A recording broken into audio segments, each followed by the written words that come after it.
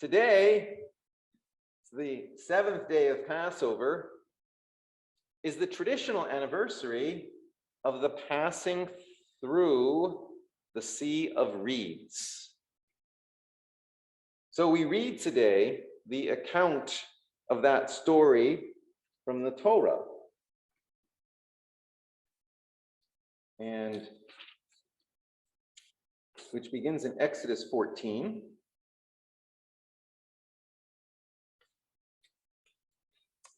We need to keep in mind that from the time of the night of Passover a week ago, the night of that, there's a timeline running underneath our calendar in our prayers. So the night of the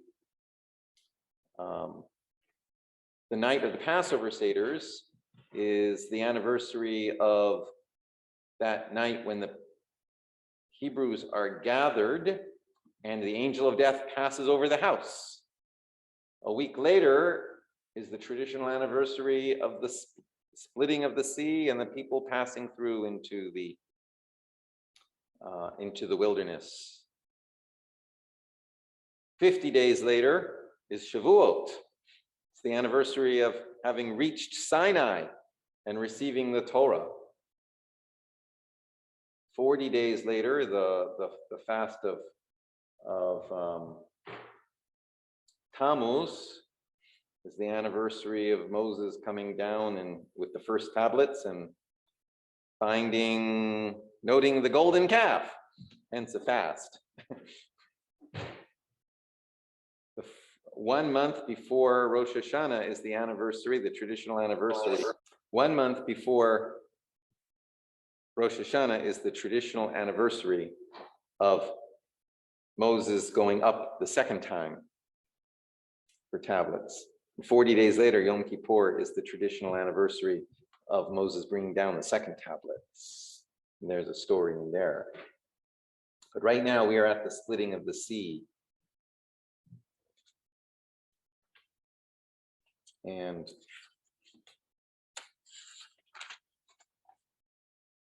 we read, when the king of Egypt was told that the people had fled, Pharaoh and his courtiers had a change of heart about the people and said, "What is this we have done, releasing Israel from our service?" He ordered his chariot and took his men with him. He took 600 of his picked chariots and the rest of the chariots of Egypt, with officers in all of them. The Lord stiffened the heart of Pharaoh, king of Egypt, and he gave chase to the Israelites. As the Israelites were departing defiantly, the Egyptians gave chase to them, and all the chariots, horses of Pharaoh, his horsemen, and his warriors overtook them, encamped by the sea, near Pihahirot, in front of Baal Zephon. As Pharaoh drew near, the Israelites caught sight of the Egyptians advancing upon them. Greatly frightened, the Israelites cried out to the Lord, and they said to Moses, "Was it for want of graves in Egypt that you brought us to die in the wilderness? What have you done to us, taking us out of Egypt? Is this not the very thing we told you in Egypt, saying, 'Let us be, and we will serve the Egyptians, for it is better for us to serve the Egyptians than to die in the wilderness?' But Moses said to the people, 'Have no fear. Stand by and witness the deliverance which the Lord will work for you today. For the Egyptians whom you see today, you will never see again. The Lord will battle for you. You hold your peace.' Then the Lord said to Moses, 'Why do you cry out to me? Tell the Israelites to go forward, and you lift up your rod and hold out your arm over the sea and split it, so that the Israelites may march into the sea on dry ground. And I will stiffen the hearts of the Egyptians so that they go in after them. And I will gain glory through Pharaoh and all his warriors, his chariots and his horsemen. Let the Egyptians know that I am Lord when I gain glory through Pharaoh, his chariots and his horsemen.' The angel of God, who had been going ahead of the Israelite army, now moved and followed behind them. And the pillar of cloud shifted from in front of them and took up a place behind them. And it came between the army of the Egyptians and the army of Israel. Thus there was the cloud with the darkness, and it cast a spell upon the night, so that the one could not come near the other all through the night. Then Moses held out his arm over the sea, and the Lord drove back the sea with a strong east wind all that night, and turned the sea into dry ground. The waters were split, and the Israelites went into the sea on dry ground, the waters forming a wall for them on their right and on their left. The Egyptians came in pursuit after them into the sea, all of Pharaoh's horses, chariots, and horsemen. At the morning watch, the Lord looked down upon the Egyptian army from a pillar of fire and cloud, and threw the Egyptian army into panic. God locked the wheels of their chariot so that they moved forward with difficulty. And the Egyptians said, "Let us flee from the Israelites, for the Lord is fighting for them against Egypt." Then the Lord said to Moses, "Hold out your arm over the sea that the waters may come back upon the Egyptians and upon their chariots and upon their horsemen." Moses held out his arm over the sea, and at daybreak the sea returned to its normal state, and the Egyptians fled at its approach. But the Lord hurled the Egyptians into the sea. The waters turned back and covered the chariots and the horsemen. Pharaoh's entire army that followed them into the sea, not one of them remained. But the Israelites had marched through the sea on dry ground, the waters forming a wall for them on their right and on their left. Thus the Lord delivered Israel that day from the Egyptians. Israel saw the Egyptians dead on the shore of the sea. And when Israel saw the wondrous power which the Lord had wielded against the Egyptians, the people feared the Lord. They had faith in Adonai and in God's servant Moses. And the next chapter continues. Then Moses and the Israelites sang this song, known as the Song at the Sea. And in it are the words, Mi chamocha ba'elim Adonai, mi kamocha neder b'kodesh, nohora tehilot osef eleh, which we sing in every morning service and every evening service. So every morning service and every evening service, we are recounting this story, this Passover story, this basic story. This story is basic to Jewish existence, the idea that we came out of Egypt and were forged from an enslaved people into a free people, although there's complications to the story. One is that free people constantly wants to go back. And regardless of what we think about the details of the events and what it is that did happen, what is historical and what is not, one thing to understand is that chariots at the time were a super weapon. Chariots were like tanks. Chariots were the strongest weapon, that and iron. And the Egyptians had horses and chariots, and that could overrun, that could rout an army, unless they got stuck in mud.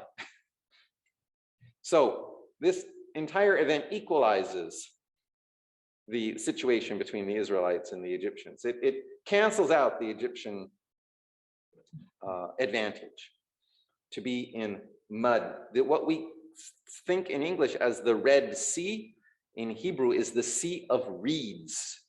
So conceivably, it is something muddy, it is something marshy, it is something these chariots could run into and then just get stuck. And in any case, something like this happens, and the people end up on the other side in the wilderness. All of this last year was greatly ironic. I wanted to talk about this last year. I would have talked about it except that, in effect, last year, the events I'm describing happened tomorrow. It happened on the day after we met. In Cairo, Egypt, on the 7th day of Passover last year, was the parade of the Pharaohs. The parade of the Pharaohs. Every Egyptian mummy, every pharaoh was literally paraded through the streets, was moved from one museum to another. This is how the BBC reported it. Egyptians have been witnessing a historic procession of their country's ancient rulers through the capital, Cairo. The lavish multi-million-dollar spectacle saw 22 mummies, 18 kings and 4 queens, transported from the neoclassical Egyptian Museum to their new resting place 5 kilometers away. With tight security arrangements befitting their royal blood and status as national treasures, the mummies were relocated to the new National Museum of Egyptian Civilization in what is called the Pharaoh's Golden Parade. They were transported with great fanfare in chronological order of their reigns from the 17th dynasty ruler Seqenenre Ka II to Ramses IX, who reigned in the 12th century BC. One of the main attractions of Saturday's event was King Ramses II, the most famous pharaoh of the New Kingdom, who ruled for 67 years and was also thought perhaps to be the pharaoh referenced to in the book of Exodus. Another is Queen Hatshepsut, or foremost of noble ladies. She became ruler even though the customs of her time were that women did not become pharaohs. Each mummy was carried on a decorated vehicle fitted with special shock absorbers and surrounded by a motorcade, including replica horse-drawn war chariots. The vehicles that carried the pharaohs looked something like chariots too. This was a parade of the pharaohs with their armies. All of this happened on the 7th day of Passover last year, the day when we commemorated the splitting of the sea, the passing through the sea of the ancient Hebrews, and the drowning of the armies of the very pharaohs Egypt was parading through the streets at that very moment. When I watched it later that night on YouTube, I could barely believe my eyes. As the Haggadah of Passover tells us, each year we are to think of ourselves as if we each personally came out of the land of Egypt, and it was as if all of this was happening again in real time. Mitzrayim, Egypt in Hebrew, Mitzrayim, means the narrow places. The tsarim, the narrow places, which makes sense because Egypt is very narrow when it's all just along the Nile. And modern Egyptians call their country Misr. Misr, it's related. Each Passover, therefore, we are coming out of Egypt. We are coming out of the narrow places that constrict us, the places that squeeze us, that oppress us as individuals and as a community. Either on Passover, we come out of those narrow places, or we remember that the potential exists that we will someday come out of those narrow places. It is hard to remember that potential to come out of narrow places when we are in the midst of them. When whatever is oppressing us is immediately right upon us, then it is hard to remember that it is possible that we shall be eventually released. It's like telling Ukrainians today that someday there will be peace for them. That may be so, but it does not change the reality of what they are going through right now. It does perhaps help give them courage to keep on keeping on, to maintain themselves in the struggle. But in their case, the president of Russia is to the Ukrainians and potentially to many others in the world, like Pharaoh was to the Israelites. The entire situation is a reminder to all of us how we can say that in every generation, someone rises or someone could rise up against us. It is a frightening situation to watch events unfold there. It is now often being said that Europe has not seen the likes of what it is seeing now since World War II, except maybe for what happened in Bosnia and Kosovo. So I don't know if it's the first time since World War II, but there's no point in comparing tragedies to see where there is more suffering. All such suffering is not only tragic, but evil. Yet today is a day of celebrating the potential of our overcoming such evil. The eventuality that we pass out of those places that squeeze us, constrict us. And on this seventh day of Passover, when we are trying to remind ourselves of the possibilities of liberation and the possibilities of change, we are also approaching next week the commemoration of Yom HaShoah, the commemoration of a Holocaust commemoration day. So I wanted to share with you, in addition, a part of a remarkable letter that I received a couple months ago. As many of you know, my family on my mother's side comes out of Austria and fled immediately after the annexation of Austria to Nazi Germany. My grandparents and my mother had their Austrian citizenship taken away from them after they fled. And a couple of years ago, Austrian law was changed so that I could reclaim that citizenship if I chose to. And I decided to. And after a length of time, 2 months ago, I received a citizenship certificate in the mail from Vienna. And along with it came a letter from Alexander Schallenberg, Federal Minister of Austria, the equivalent of Austria's foreign minister.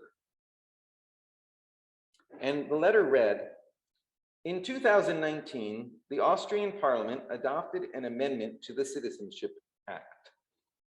It is not an exaggeration to describe the impact of this legislative act as far-reaching and historic.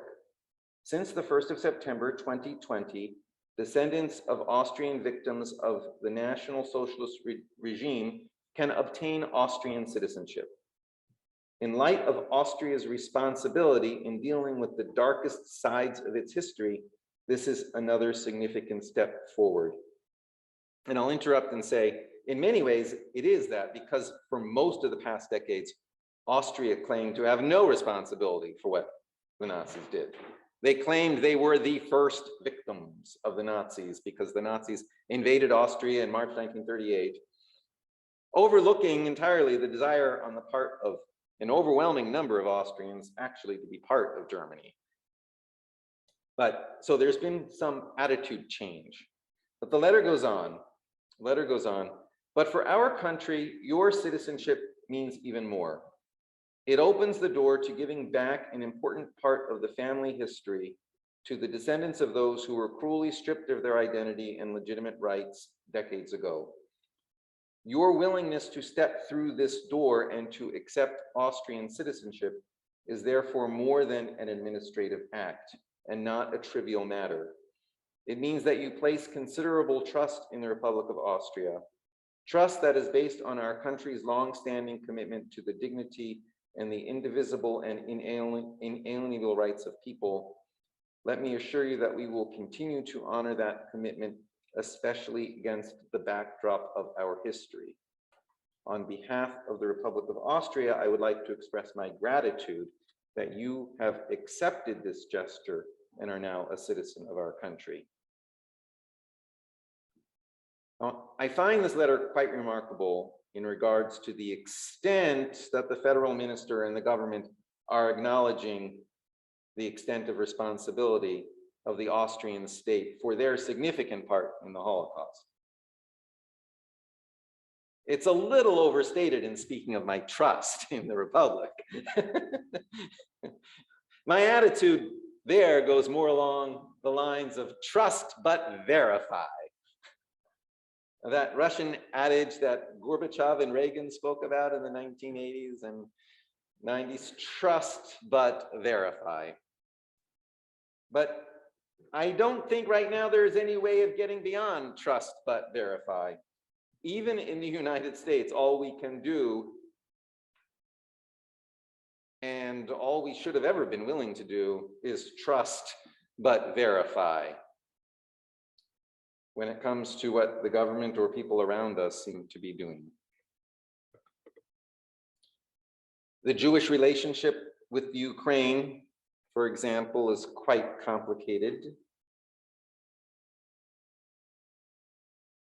Conditions can change from one generation to the next, for better or for worse, but Jews have been living in Ukraine for centuries. In the 1600s, Jews were victimized extensively by Ukrainian nationalists fighting the Poles. It's still remembered, Khmelnytsky rebellions. It's still remembered as a major period of oppression in Jewish history. It's considered a glorious time in Ukrainian history. Anti-Semitism has been rampant all through the centuries, before and since in Ukraine, and probably until now. In the memory of Jewish families, Ukrainian Cossacks are images of horror. Now we are all rightfully hoping the Ukrainians are rescued from the Russian bear. That also has been no friends of ours. The Tsars were not our friends. The Soviets were not our friends. Meanwhile, what do we make of the fact that Ukraine has a Jewish president that, at least for the moment, is a symbolic war hero for them, and also has a Jewish prime minister? Many Ukrainians, it seems, have been looking for change, as so it seems have many Austrians. But Pharaoh is always capable of changing his mind and chasing after us again. Putin is attempting to recreate the Soviet Union, and who knows what directions Europe or America will go in through the years ahead. We have to keep our eyes open, be alert to concerns and situations that must be corrected, respond in ways that may lead to the best outcomes. Coming out of Mitzrayim, out of the narrow places where we are constricted, when we read the story in the Torah, we enter into the wide spaces. We think wide spaces where we can breathe freely. But the wide space in the Torah is the desert wilderness. It's broad and open, but there's nothing there. There's no guidance. All the bread is matzah, lechem oni, the bread of affliction. And the people seem to want nothing more than to go back to Egypt. They are frightened and dragging their feet every step of the way. The wilderness is not the easiest place to be. There is great uncertainty. Snakes, scorpions, little food, little water, just sun, sand, and great openness, and golden calves by which we can go astray and then have to bear the consequences ourselves. In the wilderness, we can decide to go in any direction, but there is no assurance that where we go, we will find what we need to survive. There is great responsibility loaded into every decision we make, unlike when we are enslaved or constricted and may have little choice in any matter, but instead are entirely dependent on the decisions others make for us, or at least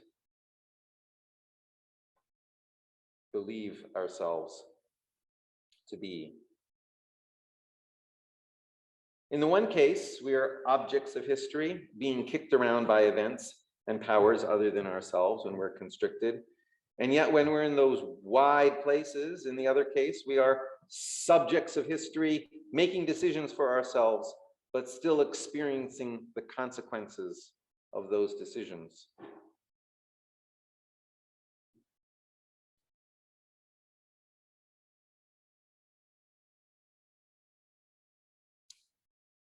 This distinction between being an object of history and a subject of history is a significant part of Zionist discourse.